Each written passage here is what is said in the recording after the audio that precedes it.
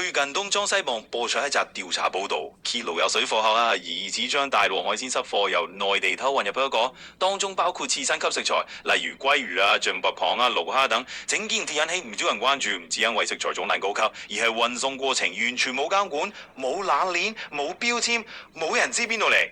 節目拍攝隊由清晨開始喺落馬洲守候，影到一批水貨客喺入境大堂附近出現，當中包括長者婆婆、熟手搬運人員，手法熟練。佢哋用發泡膠箱裝住海鮮，上面寫住斑點鬼等字樣，教授完一隻失敗的士車廂 X 字變咗貨車，司機都話日日都係咁，唔載都唔得。跟住鏡頭轉去粉嶺蓬瀛仙館附近停車場，攝製隊直經水貨客同騎頭交收。現場嘅地膠箱入面有蠔仔肉馬、鱸蝦、象拔蚌等刺身級食材，處理方法極度簡陋，只係倒啲水再溝少量冰塊，冇冷藏設備，冇衛生保障，啲海鮮就咁暴露喺戶外，日曬雨淋5-6個鐘，更自製式黑心走私食物交貨地點嚟波港救生涯，有部分更係供應於本港一間大型連鎖壽司店。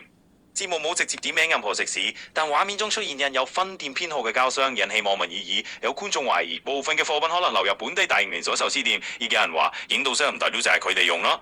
事件曝光後，涉事連鎖店發聲明否定指控，話箱係廢棄物，食材來源合規，運輸由專業物流，仲話會採取法律行動應對。節目報導，喂，咩字啊？而家食壽司唔係睇新鮮，係睇有冇走私。你以為你食緊刺身，原來係水貨客喺粉嶺街邊拎出嚟，冇冷鏈、冇監管，冇人知邊度嚟。